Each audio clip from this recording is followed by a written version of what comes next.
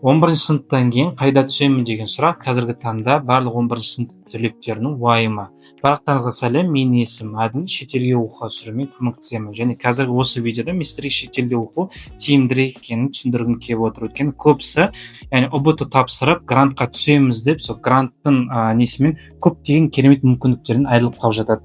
Мысалы, грант мәселесіне келетін болсақ, бізде Қазақстанда грант өте жеткіліксіз десе болады. Өйткені мысалы 2025 жылы Google-ға мысалы теріп шықсаңыздар да болады, 77 мың грант бөлінген. Ал мектеп бітірушілердің өзі 217 мың. Бұл жерде мен деген колледждің түлектерін санап тұрған жоқпын.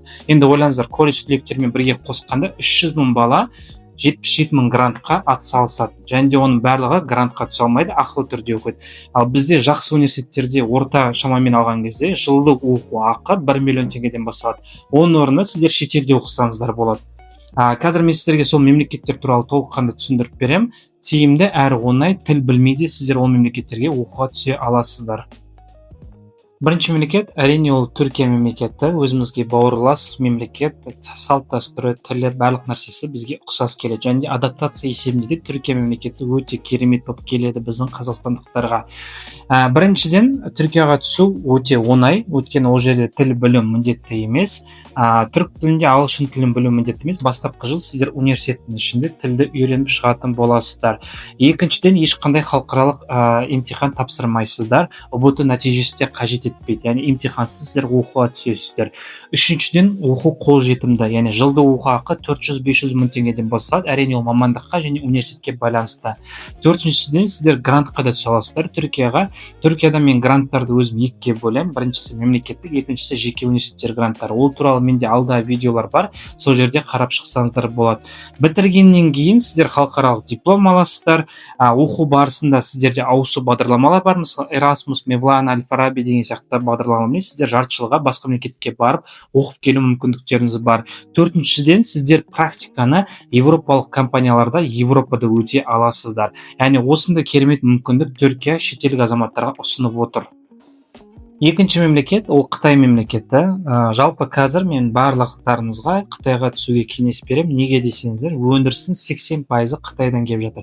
Яғни Қытай тілін білу басқа мемлекеттерге оқығанда қараңыз, сіздер бір саты жоғарырақ тұрасыздар. Қандай мамандық болса да, өйткені Қытай тілін білу қазір өте бір сөзбен айтқанда тренд десе де болады, және сіздердің болашақ табыстарыңызға өте керемет мүмкіндік болады. Қытайға оқуға түсу үшін Қытай тілін білу міндетті емес. Бастапқы жыл сіздерге Қытай тілін үйретіледі.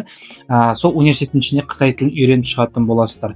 Енді емтиханға келетін болсақ, колледжге, магистратураға, докторантураға түсу үшін ешқандай емтихан тапсырмайсыздар. Бакалавриатқа, осы 2026 жылдан бастап бакалавриатқа емтихан тапсыру міндетті. Яғни CIC деген емтихан бар. Математика, физика, химия, яғни мамандығыңызға байланысты сіздер сол емтихандар тапсырып, сол жақтан проходной балл жинауларыңыз қажет болады.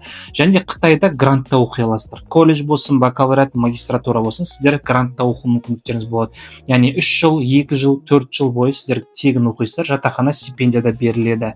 Енді сильные стороны, халықаралық диплом аласыздар сіздер деген, яғни Қытайдың білім беру жүйесі сапасы бойынша келетін болса, әлемдік деңгейде 3-ші орын алады Қытай мемлекеті. Және бұл жерде де ауысу бағдарламалары бар. Яғни ауысу бағдарламасымен және де басқа да компанияларға жұмысқа тұрып практика өтуге ондай мүмкіндіктер өте күшті қарастырылған. Үшінші мемлекет ол Малайзия мемлекеті. Малайзия мемлекеті өте, былай айтқанда, Қытай мен Түркияның ортасындағы мемлекет десе болады. Кейбір ата-аналар енді балаларын Қытайға жібергісі келмейді, өйткені салты, діні басқаша болғаннан кейін қорқыныштары бар. Бұл жерде Малайзия мемлекеті келеді. Бұл да Азияда орналасқан мемлекет, білім сапасы өте жоғары және де толыққанды ағылшын тілде жүргізіледі. Яғни Малайзияда ағылшын тілі олардың былай айтқанда екінші тілі болып саналады. Малайзияға да оқуға түсу үшін ешқандай халықаралық емтихан тапсыру қажет емес, ұбт нәтижесі де қажет емес бұл жерде деген. Және де біздің арқамызда сіздер деген Малайзияда жеңілдікпен гранттарға түсу мүмкіндіктеріңіз бар. Бұл жерде деген жатақхана бағасы, өмір сүру бағасы жалпы арзан Түркияға қарағанда. осы нәрсесі бар. Осын тағы бір айта кететін нәрсесі бар. Малайзияда кейбір университеттерге тілді біліп түсулеріңіз қажет болады. Мысалы, IELTS 5-5 талап етеді. Бірақ бір университет бар, Сити университеті. Ол университетке сіздер ағылшын тілін білмей түсе аласыздар. Бастапқы жылы сіздерге ағылшын тілін 0 деңгейінен бастап үйретеді. Ары қарай уже жалғастырып мамандықпен кететін боласыздар. Және бұл жерде кейбір университеттер мысалы 2 диплом береді, мысалы AP университеті деген сияқты. Ауысу бағдарламасы да бар. Былай айтқанда 3 мемлекетінде оқу білім сапасы өте жоғары. Сіздер осы 3 мемлекетте қолжетімді былай айтқанда бағамен грантта кейбір жерлерде ақылы түрде оқып бітіргеннен кейін ол дипломмен ары қарай магистратураға жалғастырып кетсеңіздер болады, немесе жұмысқа тұрып кетсеңіздер болады. Өткен жаңа айттым ғой, 1-ші, 2-ші, 3-ші, 4-ші курстарда сіздер практика өтесіздер шетелдік компанияларда. Яғни өздерін жақсы көрсететін болсаңыздар, шетелдік компанияларда ары қарай қалып жұмыс істеп қалу мүмкіндіктеріңіз бар. Енді қай мемлекет сіздерге ыңғайлы, қай мемлекетке түскілеріңіз келеді, қай мемлекеттің грантын жеңіп алғыларыңыз келетін, білгіңіз келетін болса, біздің тегін разборға жазылыңыздар. Төменгі жақта толыққанды описаниеда ақпарат тұр. Біздің Instagram парақшамыз, WhatsApp номеріміз, сол жаққа хабарлассаңыздар, сіздерге толық ақпарат беретін боламыз. Осымен видео аяқталды. Таныстарыңызға, туыстарыңызға жіберіңіздер. Қазір миы ашып жүрген 11-ші сыныптан кейін қайда барамын деп жүрген таныстарыңызбен осы видеомен бөлісіңіздер.